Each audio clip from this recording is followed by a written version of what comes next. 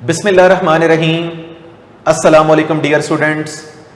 उम्मीद है आप तमाम के तमाम लोग खैरियत से होंगे और प्रीवियस लेक्चर में जितनी भी बातें हमने डिस्कस की होपफुली आप लोगों ने अच्छे तरीके से उसको अंडरस्टैंड कर लिया होगा। स्टूडेंट्स, आज का जो हमारा लेक्चर है ये लेक्चर एक्सरे से ही कनेक्टेड है। आज के लेक्चर में हम कुछ शॉर्ट क्वेश्चन जो पास पेपर के अंदर आ चुके हैं फेडरल बोर्ड के अंदर या डिफरेंट बोर्ड्स के अंदर, और कुछ एक्सरे की प्रॉपर्टीज और उसकी एप्लीकेशंस को वन बाय वन करके डिस्कस करेंगे। तो स्टूडेंट्स, आज का जो मेरा लेक्चर होगा ये एक्सरे के हवाले से ही है। तो आज के लेक्चर में हमारा मेन फोकस होगा शॉर्ट क्वेश्चंस और एमसीक्यूज को फोकस करना। यानी आज स्टूडेंट में आपको जितना भी काम कराऊंगा वो काम कभी लॉन्ग में नहीं आता, वो काम नॉर्मली हम शॉर्ट क्वेश्चंस और एमसीक्यूज में कवर करेंगे। तो स्टूडेंट्स, आप जरा बोर्ड पे कंसंट्रेट कीजिए। मैंने यहां पर एक शॉर्ट क्वेश्चन पास पेपर से लिया है, कैरेक्टरिस्टिक्स और कॉन्टिन्यूअस एक्सरेज में कंपैरिजन या डिफरेंसेस। स्टूडेंट्स, ये क्वेश्चन बोर्ड के पेपर में 3 टाइम्स आ चुका है पास्ट ईयर्स में, तो मैंने कहा आपको डिस्कस करवाते हैं। आप लोगों ने लास्ट लेक्चर में कॉन्टिन्यूअस और कैरेक्टरिस्टिक्स एक्सरेज के बारे में डिटेल अंडरस्टैंड कर ली है। अब उन दोनों चीजों को पढ़ने के बाद आज हम इस बात को डिसाइड करते हैं कि क्या दोनों एक्सरेज के दरमियान कंपैरिजन या डिफरेंसेस जनरेट करना हमारे लिए पॉसिबल है कि नहीं। तो वो उस चीज को डिस्कस करने के लिए स्टूडेंट्स मैंने आपके सामने 5 पॉइंट डिस्कस किए। इन 5 पॉइंट्स को वन बाय वन करके डेमोन्स्ट्रेट करते हैं। स्टूडेंट्स गौर से देखें, मैंने पहला पॉइंट लिखा कैरेक्टरिस्टिक्स एक्सरेज। उन एक्सरेज का नाम है जिनको जनरेट करवाया जाता है due to the inner shell transition. Due to inner shell transition आपको स्टूडेंट्स मैंने बताया था, इनर शेल ट्रांजिशन का मतलब है इनर मोस्ट इलेक्ट्रॉन को नॉकआउट करना with the help of fast moving electron.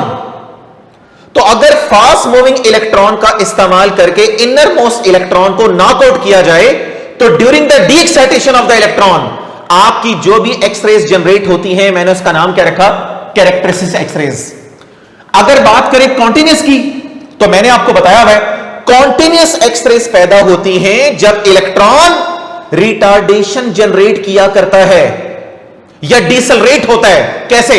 आपको बताया था, इलेक्ट्रॉन टारगेट मटेरियल की तरफ अप्रोच करते हैं। लास्ट लेक्चर में मैंने आपको बताया था, आप जो भी एक्सरे में टारगेट मटेरियल इस्तेमाल करते हैं उसके बारे में 3 बातें लाजमी तौर पे मैंडेटरी हैं। Number 1 high atomic number, number 2 high melting point and number 3 good conductor of the heat. तो नोट करें, जब इलेक्ट्रॉन एक्सेलरेट करते हुए टारगेट की तरफ जाएंगे तो टारगेट के एटम के न्यूक्लियस की वजह से इलेक्ट्रॉन रिटार्डेशन फील करेंगे, डिसलरेट करेंगे। इस रिटार्डेशन और डिसलरेट होने की वजह से जो आपकी एक्सरेज पैदा होती हैं उन एक्सरेज को कॉन्टिन्यूअस एक्सरेज का नाम दिया जाता है। स्टूडेंट्स, सेकंड पॉइंट की तरफ आते हैं। Second point is most important. Characteristics x rays का जब स्पेक्ट्रम डिस्कस किया गया तो हमें पता लगा यह स्पेक्ट्रम हमेशा लाइन स्पेक्ट्रम की फॉर्म में अवेलेबल है। बट अगर स्पेक्ट्रम देखा गया कॉन्टिन्यूअस का, तो कॉन्टिन्यूअस स्पेक्ट्रम का एक्सरेज का जो स्पेक्ट्रम है वो आपका कॉन्टिन्यूअस में आया। इसकी वजह क्या है? इसकी वजह यह है बिकॉज कॉन्टिन्यूअस एक्सरेज के अंदर जितनी भी एक्सरेज हैं उनके अंदर तमाम वेवलेंथ और तमाम एनर्जी के फोटॉन शामिल हैं। लेकिन जब इसकी बात की जाती कैरेक्टरिस्टिक्स की, कैरेक्टरिस्टिक्स एक्सरेज में स्पेसिफिक फ्रीक्वेंसी और एनर्जी और वेवलेंथ के फोटॉन अवेलेबल हैं। और मैंने आपको प्रीवियस लेक्चर में बताया हुआ है, लाइन स्पेक्ट्रम जब किसी भी स्पेक्ट्रम के अंदर बनता है तो इसका मतलब यह होता है कि वहां पर स्पेक्ट्रल लाइंस अवेलेबल होती हैं ताकि डिफरेंट रीजन्स को या डिफरेंट कलर को एक कलर से दूसरे कलर से या एक रीजन को दूसरे रीजन से डिफरेंशिएट करवाया जा सके। पॉइंट नंबर 3, सबसे important point, characteristics x rays target material के एटॉमिक नंबर पे डिपेंड करती हैं। टारगेट मटेरियल के एटॉमिक नंबर पे डिपेंड करने का मतलब है मूजले लॉ को फॉलो करना। लेकिन जब बात की जाएगी कॉन्टिन्यूअस एक्सरेज की, कॉन्टिन्यूअस एक्सरेज मूजले लॉ को फॉलो नहीं करती। मूजले लॉ को फॉलो ना करने का मतलब है वो एटॉमिक नंबर पे डिपेंड नहीं करती। तो पता चला, इन्वेस्टिगेशन से पता लगा, कॉन्टिन्यूअस एक्सरेज एक्सेलरेटिंग वोल्टेज पे डिपेंड करती है। स्टूडेंट्स रिकॉल कीजिएगा लास्ट लेक्चर में जब मैंने कूलिज ट्यूब के बारे में आपको बताया, कूलिज ट्यूब के अंदर जो आपने अपर बैटरी लगाई हुई थी 50,000 वोल्ट की, वो 50,000 वोल्ट की बैटरी असल में एक्सेलरेटिंग वोल्टेज प्रोवाइड कर रही है। तो इट मींस एक्सेलरेटिंग वोल्टेज पे डिपेंड करती हैं कॉन्टिन्यूस एक्सरेज। नेक्स्ट पॉइंट है स्टूडेंट्स, मैंने आपको लास्ट लेक्चर में जब एक्स-रेज का स्पेक्ट्रम डायग्राम से समझाया तो मैंने आपको एक बात बोली थी बेटा कि कैरेक्टरिस्टिक्स एक्स-रेज की इंटेंसिटी होती है ज्यादा। आपको याद होगा वो डायग्राम में मैंने आपको पीक्स शो करके बताई थी, वो पीक्स कैरेक्टरिस्टिक्स की होती हैं और नीचे वाला पोर्शन कॉन्टिन्यूस का होता है। तो फिर मुझे कहना पड़ेगा कि कैरेक्टरिस्टिक्स एक्स-रेज की इंटेंसिटी है ज्यादा। इंटेंसिटी ज्यादा होने का मतलब है नंबर ऑफ फोटॉन ज्यादा होंगे कैरेक्टरिस्टिक्स के अंदर। अगर हम बात करते हैं कॉन्टिन्यूस की, कॉन्टिन्यूस की इंटेंसिटी कंपैरेटिवली कम है, और इंटेंसिटी कम होने का मतलब है नंबर ऑफ फोटॉन कैरेक्टरिस्टिक्स के मुकाबले में कंपैरेटिवली क्या होंगे, कम होंगे। लास्ट पॉइंट, कैरेक्टरिस्टिक्स एक्स-रेज में जो आपकी इमिट होने वाले फोटॉन है ना, उनकी फ्रीक्वेंसी यानी एक्स-रे के फोटॉन की frequency change of quantum state के ऊपर डिपेंड करती है। क्या मतलब है इस बात का? इस बात का मतलब है इलेक्ट्रॉन एक क्वांटम स्टेट से जब दूसरी क्वांटम स्टेट के अंदर आएगा, यानी एक एनर्जी लेवल से दूसरे एनर्जी लेवल की तरफ आएगा, उस सूरत में क्वांटम स्टेट यानी एनर्जी लेवल के चेंज की वजह से इमिट होने वाली एक्स-रे फोटॉन की फ्रीक्वेंसी डिटरमाइन होगी। अगर कॉन्टिन्यूस एक्स-रे के अंदर फोटॉन की एनर्जी फ्रीक्वेंसी और एनर्जी की बात की जाए, that is dependent on change in the kinetic energy of the electron during the retardation. During the retardation with the nucleus of the target, जब इलेक्ट्रॉन अपनी काइनेटिक एनर्जी के अंदर जितना भी चेंज लाएंगे, वो सारी की सारी काइनेटिक एनर्जी कन्वर्ट हो जाएगी एक्स-रे के फोटॉन की फ्रीक्वेंसी को डिस्क्राइब करने के लिए। तो स्टूडेंट्स ये तो कुछ कंपैरिजन, ये बोर्ड के पेपर में 3 इयर्स आ चुके हैं तो मैंने आपको बता दिए, ये बुक में नहीं लिखे हुए लेकिन चूंकि पेपर में आ चुके हैं तो स्टूडेंट्स आपने इसका खास तौर पे डिस्कस करना है। स्टूडेंट्स एक और चीज, अब इसका नेक्स्ट पोर्शन है एक्स-रेज के हवाले से, properties of X-rays. Student properties of X-rays भी एक दफा बोर्ड के पेपर में आया है, और लेकिन ज्यादातर ये चीजें एमसीक्यूज में पूछी जाती हैं, वो सारी बातें अभी कवर करता हूं अभी के पोर्शन में। स्टूडेंट्स पहला पॉइंट देखें, मैंने यहां पर लिखा एक्स-रेज रिफ्रैक्शन शो नहीं करती, this is the first point. लेकिन स्टूडेंट्स एक बात क्लैरिफाई कर लें, एक्स-रे किसी भी दूसरी रेडिएशन की तरह एक वेव है। जब हम वेव की बात करते हैं, वेव रिफ्लेक्शन भी करती है, वेव रिफ्रैक्शन भी करती है, वेव इंटरफेरेंस भी करती है, और वेव डायफ्रैक्ट भी होती है, बहुत सारे पैरामीटर्स होते हैं। लेकिन जब एक्स-रे की बात की जाए, हमारी बुक में लिखा हुआ है एक्स-रे की रिफ्रैक्शन नहीं होती। स्टूडेंट्स ये बात हमारी बुक में लिख तो दी गई है, लेकिन रियलिटी में इसका मतलब ये है एक्स-रे से पैदा होने वाली रिफ्रैक्शन होती है, लेकिन इतनी नॉमिनल होती है जिसका होना या ना होना दोनों बातें बराबर। अब मैं इसको जस्टिफाई करता हूं आपके सामने। स्टूडेंट्स एक चीज जहन में रखें, आपने अर्लियर क्लासेस में पढ़ा होगा, आप जब रिफ्रैक्शन टेक प्लेस करवाना चाहते हैं तो आपने अर्लियर क्लासेस के अंदर पढ़ा होगा कि आपको लाजमी तौर पर रेडिएशन या वेव का मीडियम चेंज करवाना होगा। मीडियम को चेंज किए बगैर रिफ्रैक्शन कभी एक्सेप्टेबल नहीं होती। और याद रखें, रिफ्रैक्शन टेक प्लेस करवाने के लिए आपको लाजमी तौर पे इनकमिंग वेव की वेवलेंथ या इनकमिंग रेडिएशन की वेवलेंथ को मीडियम के दरमियान, एटम्स के दरमियान जो आपका इंटर एटॉमिक डिस्टेंस होता है उससे डिस्टेंस ज्यादा हो। यानी दोबारा सुने, आप जिस रेडिएशन या वेव को एक मीडियम से दूसरे मीडियम की तरफ लेकर आ रहे हैं ना, तो सेकंड मीडियम के अंदर जो इंटर एटॉमिक डिस्टेंस है, वो inter atomic distance incoming radiation या वेव की वेवलेंथ से कम होना चाहिए। इस सूरत में refraction more and more prominent होती है। लेकिन स्टूडेंट्स अगर मैं बात करता हूं एक्स-रेज की, तो एक्स-रेज के केस में आपकी जो वेवलेंथ है वो मीडियम के इंटर एटॉमिक डिस्टेंस के मुकाबले में लिटिल बिट कम होती है। और याद रखें, अगर इनकमिंग वेव या रेडिएशन की वेवलेंथ अगर इंटर एटॉमिक डिस्टेंस के मुकाबले में कम हो तो उस सूरत में रिफ्रैक्शन इतनी ज्यादा प्रोमिनेंट नहीं होती, बल्कि स्कैटरिंग टेक प्लेस कर जाया करती है।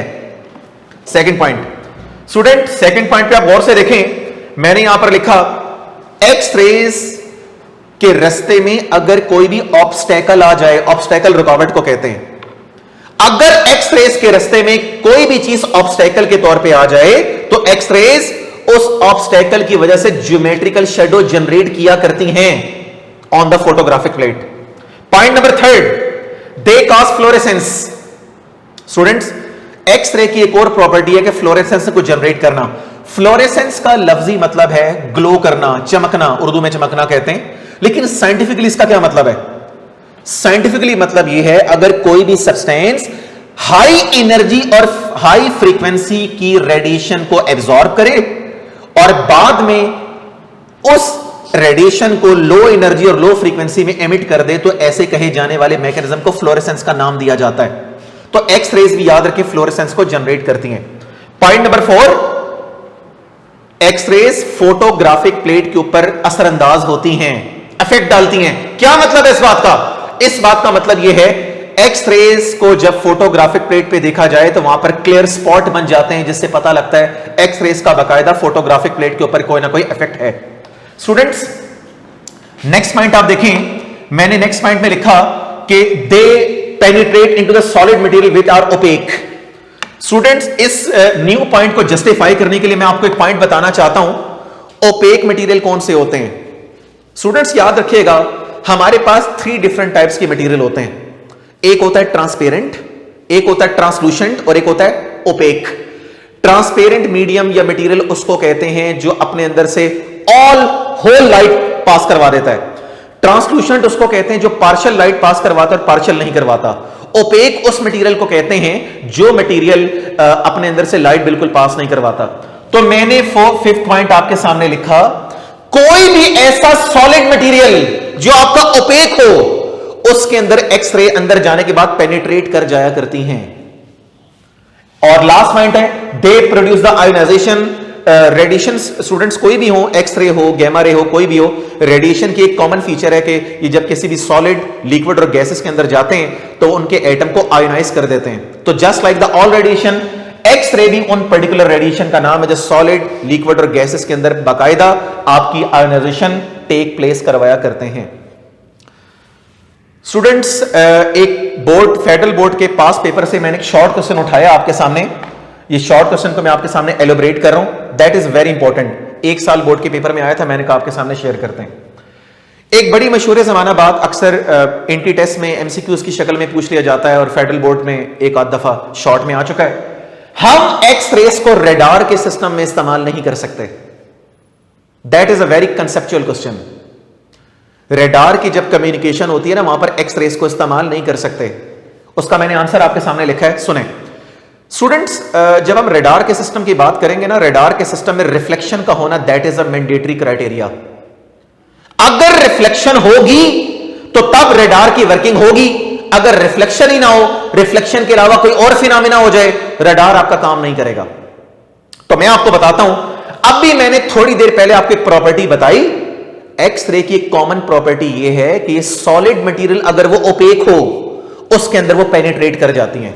तो मैं इसी बात को इधर इस्तेमाल करना चाहता हूं। रेडार के सिस्टम के अंदर जो मटेरियल इस्तेमाल होता है वो सॉलिड भी है और ओपेक भी है। सॉलिड और ओपेक होने की वजह से एक्स रेज रेडार के अंदर वाले मटेरियल के अंदर जाकर पेनिट्रेट हो जाती हैं और एब्जॉर्ब हो जाती हैं। जब एक्स रेज पेनिट्रेट करने के बाद एब्जॉर्ब हो जाएं तो मेरा ख्याल है रिफ्लेक्शन का कोई जवाब बाकी नहीं रहेगा। तो जब रिफ्लेक्शन नहीं होगी तो हम रेडार की कम्युनिकेशन को इस्तेमाल नहीं कर सकेंगे। स्टूडेंट्स, उसके बाद एक्सरे के हवाले से एक और पोर्शन है। अब हम एक्सरे को डिफरेंशिएट करते हैं पेनिट्रेशन पावर के लिहाज से कि एक्सरेज 2 टाइप्स की होती है पेनिट्रेशन वाइज। एक को सॉफ्ट एक्सरेज कहते हैं, दूसरे को हार्ड एक्सरेज कहते हैं। स्टूडेंट्स, ये क्वेश्चन शॉर्ट क्वेश्चंस में आता है, इसको जरा आपने एहतियात से देखना है। बोर्ड के पेपर में 2-3 साल आ चुका है। Very simple. सबसे पहली बात, सॉफ्ट एक्सरेज उन एक्सरेज को कहते हैं जिनकी वेवलेंथ होती है longer, of the order of 4 angstrom. ये मैंने मेंशन कर दिया आपके सामने, 4 एंगस्ट्रॉम। अगर मैं हार्ड एक्सरेज की बात करता हूं, हार्ड एक्सरे की वेवलेंथ स्मॉल होती है एज कंपेयर टू दिस, और इसका ऑर्डर होता है तकरीबन 1 एंगस्ट्रॉम। आई थिंक 1 एंगस्ट्रॉम छोटी वेवलेंथ है, 4 एंगस्ट्रॉम बड़ी वेवलेंथ है। तो पता चला सॉफ्ट एक्सरे की वेवलेंथ ज्यादा होती है और हार्ड एक्सरे की वेवलेंथ कम होती है। सॉफ्ट में लॉन्ग वेवलेंथ की रेंज होती है 4 एंगस्ट्रॉम और यहां पर 1 एंगस्ट्रॉम होती है। स्टूडेंट सेकंड पॉइंट में देखें, मैंने आपको बताया, आपने बोहर के एटॉमिक मॉडल में फार्मूला पढ़ा है, E is equal to xc divided by lambda. This is the formula for the energy of the photon and this is the formula for the energy of the photon. ये भी energy और ये frequency के फार्मूले के मुताबिक है। Students, अगर सॉफ्ट एक्सरेज की वेवलेंथ ज्यादा है तो वेवलेंथ के ज्यादा होने से एनर्जी हो जाएगी कम, और जब एनर्जी कम होगी तो फ्रीक्वेंसी भी कम है। तो मुझे कंक्लूड करना पड़ेगा सॉफ्ट एक्सरेज में चूंकि वेवलेंथ ज्यादा होती है, वेवलेंथ के ज्यादा होने से सॉफ्ट एक्सरेज की एनर्जी और फ्रीक्वेंसी भी डेफिनेटली क्या होगी, कम। रिवर्स कर लें, अगर मैं हार्ड एक्सरे की बात करता हूं, हार्ड एक्सरे की वेवलेंथ कम है। अगर हार्ड एक्सरे की वेवलेंथ कम है तो इसका मतलब है हार्ड एक्सरेज के जो फोटॉन है उनकी एनर्जी और फ्रीक्वेंसी डेफिनेटली क्या होगी, ज्यादा। और लास्ट पॉइंट, सॉफ्ट एक्सरेज इनकी पेनिट्रेशन पावर कम है और हार्ड एक्सरेज की पेनिट्रेशन पावर है ज्यादा। स्टूडेंट्स, मैंने पेनिट्रेशन पावर के साथ एक वर्ड लिखा, रेंज। पेनिट्रेशन पावर को रेंज का भी नाम दिया जाता है। तो पता लगा जिस एक्सरे की एनर्जी और फ्रीक्वेंसी कम होगी उसकी पेनिट्रेशन पावर भी कम है, और जिस एक्सरे की एनर्जी और फ्रीक्वेंसी ज्यादा उसकी पेनिट्रेशन पावर भी क्या होगी, ज्यादा। स्टूडेंट, फिर एक और पोर्शन है एक्सरेज के हवाले से, application of the x rays. Application का वर्ड अप्लाई से निकला हुआ है। How can we apply the x rays? X rays को वेरियस पर्पसेस में इस्तेमाल किया जा सकता है, साइंटिफिकली भी, इंडस्ट्रियल भी और मेडिकल यूज के अंदर भी इस्तेमाल किया जाता है। तो इनको जरा 1 बाय 1 करके देख लेते हैं। सबसे पहली बात, साइंटिफिक यूज। स्टूडेंट्स, गौर से देखें, हमारी बुक में लिखा हुआ है, फर्स्ट पॉइंट के मुताबिक आप एक्सरेज को इस्तेमाल करते हैं along with the crystalline structure in order to discuss diffraction phenomena. And point number 2, एक साइंटिस्ट था ल्यू के नाम के मुनासबत से हमारी बुक में एक आर्टिकल का नाम लिखा, ल्यूज डायफ्रैक्शन। ल्यूज डायफ्रैक्शन के अंदर एक्सरे का इस्तेमाल करके आप किसी भी क्रिस्टलाइन स्ट्रक्चर के इंटरनल सिस्टम के बारे में पूरी इंफॉर्मेशन गेन कर सकते हैं। तो स्टूडेंट, ये था आपका साइंटिफिक यूज। अब हम बात करते हैं इंडस्ट्रियल यूज के हवाले से। That is very simple. X rays की पेनिट्रेशन वाली प्रॉपर्टी बहुत इंपॉर्टेंट प्रॉपर्टी है। इस प्रॉपर्टी को बेस बनाकर इसको इंडस्ट्रियल पर्पस में इस्तेमाल किया जाता है। आपके पास कोई भी स्ट्रक्चर है, किसी भी स्ट्रक्चर में फॉल्ट्स और डिफेक्ट्स का पता लगाना हो तो एक्सरेज को इस्तेमाल किया जाता है, बिकॉज एक्सरेज की पेनिट्रेशन पावर की वजह से इनको इस्तेमाल किया जाता है ताकि किसी भी स्ट्रक्चर के अंदर एक्सरेज को पेनिट्रेट करवाकर डिफेक्ट्स और फॉल्ट का पता लगाया जा सके। पॉइंट नंबर 2, इंडस्ट्रियल यूज में एक और पॉइंट है कि आप एक्सरेज को एलॉय की कंपोजिशन में भी इस्तेमाल कर सकते हैं। स्टूडेंट्स, इसका लास्ट पोर्शन है मेडिकल यूज। मेडिकल साइंसेज में एक्सरे का बहुत बड़ा इस्तेमाल है। मैंने यहां पर स्टूडेंट पहला पॉइंट लिख दिया, जब एक्सरे ह्यूमन बॉडी के अंदर इस्तेमाल होती है ना, तो ह्यूमन बॉडी के अंदर जितनी भी बोन्स हैं वो बोन्स ऑब्स्टेकल का रोल प्ले करती हैं, और ऑब्स्टेकल का रोल प्ले करने की वजह से एक्सरेज ज्योमेट्रिकल शेडो बनाती हैं ऑन द फोटोग्राफिक प्लेट।